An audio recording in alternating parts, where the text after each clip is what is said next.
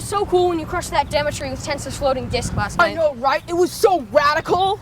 You also did a great job, Luca.